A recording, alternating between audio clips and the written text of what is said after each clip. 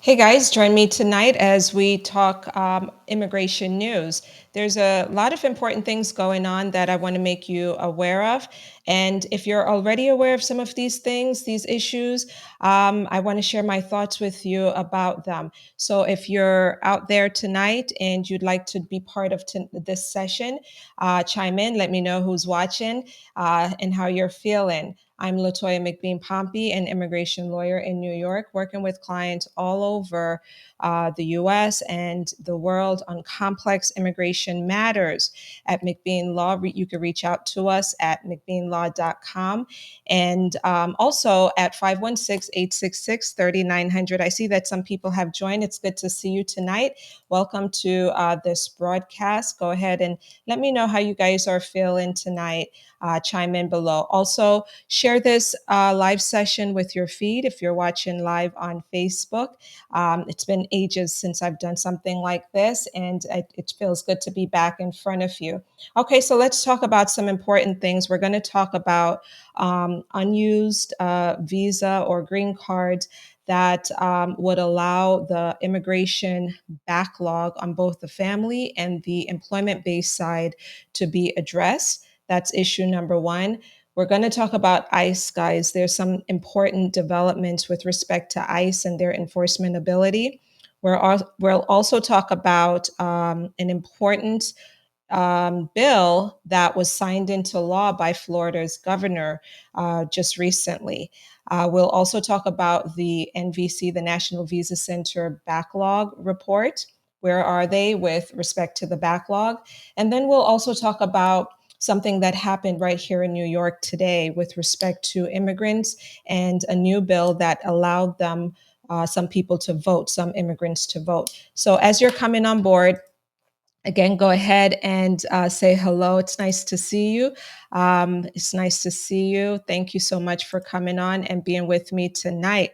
For those of you who are concerned about immigration issues, thank you so much for being part of my community. Subscribe to my channel on McBean Immigration TV on YouTube so that you won't miss my videos each week. It's nice to see you. Sanjay, thank you so much for being with me. Also, if you have not yet subscribed to our firm's newsletter, subscribe. It's a free newsletter, and we send out really interesting newsletters each week. You could go to mcbeanlaw.com and subscribe to our free weekly newsletter.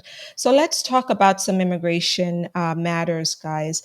So the first issue is this with respect to unused visas or green cards.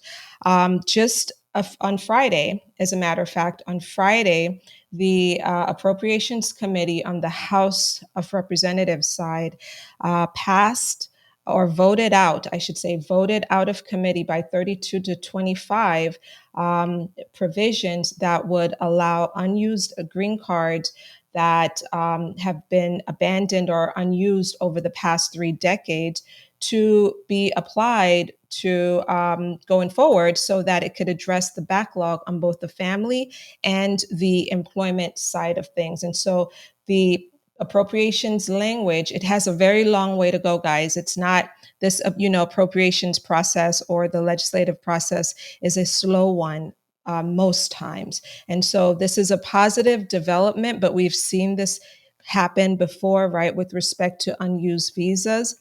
And they're trying again. They're still pushing for that to help to clear up the backlog. And so it made its way out of the committee on Friday, and that's a very important development. And it has a ways to go. So I'm going to continue to watch that to see how far it goes, and most importantly, what happens on the Senate side, and when the Senate and the House reconcile their differences with respect to the appropriations. So this was dollars that were placed in the Department of Homeland Security's appropriations bill. Okay, the next issue, guys, and this is not a great news, not great news. ICE. So you may have heard me talk in the past about the fact that ICE has, under the Biden administration, there was a memo that dictated to ICE officers about who they could target, who they should target and arrest and detain and deport. And under the Biden administration, they were trying to target those who were threats to public safety and border security and national security. And certain states challenged the Biden administration, saying, wait a minute, ICE, we cannot do our enforcement work properly under this new memo. And so a judge in Texas basically said, listen, this memo is not enforceable. And then the government recently appealed the decision, and it's pending, waiting for a decision by the Fifth Circuit Court of Appeals. And the decision by the Circuit Appeals has not come out yet. And there are consequences for that because on Saturday, the memo actually, that was the deadline. That was the deadline with respect to the enforcement, the implementation, the full implementation, so to speak, of this memo. All right. And the decision did not come out of the Fifth Circuit as of today. So they missed this Saturday deadline, which means that ICE cannot use the policies that they had laid out with respect to targeting people, the people who they found to be the most dangerous. So they cannot enforce that memo and those new policies. And so right now, ICE agents have a lot of latitude to determine who they want to target, arrest, and detain and deport. And certain jurisdictions, like Atlanta, for example, it's very hard on immigrants, very, very tough with ICE enforcement in Atlanta.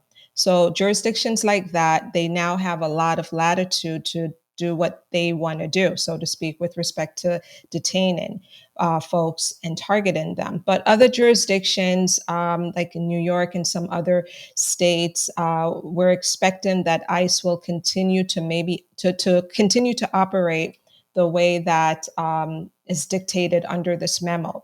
Okay, so although technically speaking, the memo is, they cannot enforce this memo at all nationwide.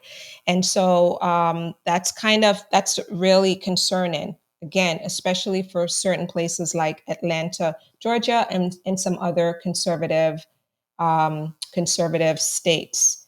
Okay, so so I'm watching that issue closely, and once we hear back from the Fifth Circuit Court of Appeals, I'll let you guys know. As you're coming on board, I see more people are joining this live session. Say hello, say who you are, and where you're watching from tonight. Okay, the next issue, friends, that I want to talk with you about is out of Florida. Out of Florida, kind of similar to the whole ICE enforcement issue, is that the Florida governor signed a bill into law, which basically mandates that state law enforcement agencies should work with ICE. They must work with ICE. Law enforcement agencies, jails, must work with ICE, cooperate with ICE to share information about immigrants who they're detaining in their jails. And it's a tougher policy because when you go to other states, they're not mandating that their state law enforcement agencies work with ICE. It's all being determined on a county by county basis. But in Florida, it's statewide. And so for those immigrants in Florida, just know that if you are arrested locally by local law enforcement police, just know that there is a chance that your information will be shared with ICE for them to later detain you, depending on obviously what the charges are and such. But that's what's going on now in Florida. Florida is really cracking down. Okay, so let's see. Let's talk a little bit about the NVC. Let's talk about the NVC. My dog just decided, you know what? I'm coming in. I don't care. I'm just going to come right in the room.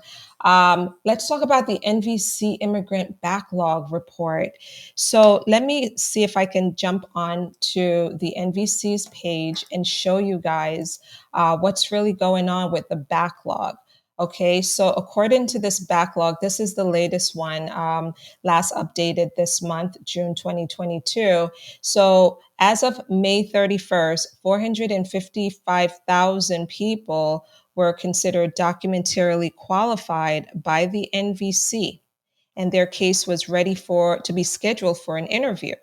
However, only 28,545 people were actually scheduled for an interview, leaving 426,000 people waiting to be scheduled for an interview. And when you look at this data and compare it to normal times back in 2019, on average, there were only 60,000 applicants who were pending, waiting to be scheduled for an interview. So this backlog continues, and it's really shameful. I think certainly, let me just jump back on here. Certainly, the uh, the government should be doing more. Okay. There's no ifs, ands, or buts about it. The government should be doing more to clear this backlog. And so a lot of people are still waiting just to be scheduled for an interview around the world. And for some of our clients, what we have to do is, if there's grounds to seek expedited processing, we absolutely seek expedited processing on their behalf, because it's unfair that they have to sit and wait for an interview, and wait for such a long time. Okay, so lastly, guys, New York, just today, New York, a New York judge, you may have remember me talking about the fact that immigrants, that a new law was passed last year in New York City that allowed immigrants or lawful permanent residents to be able to vote. And we were talking about maybe 800,000 to a million people. Okay. And just today, a judge struck that law down and said, listen, no, non citizens in New York should not be able to vote, New York City.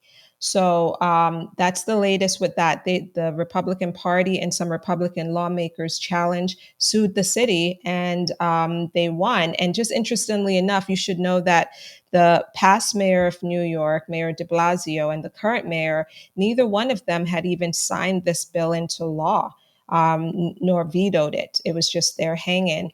But today, a judge in Staten Island ruled that this non-citizens should not have a right to vote in New York City municipal elections. Okay, so those are the latest news that I wanted to share with you guys tonight on this broadcast. I'm just putting my information and firm information up there for you guys to see. Thank you so much for joining me. Share this information again, guys, this video with other people. Comment below. Let me know your thoughts on things. And guys, I'm going to jump off now, and I will see you in the next one. Thanks for being with me tonight. Bye-bye.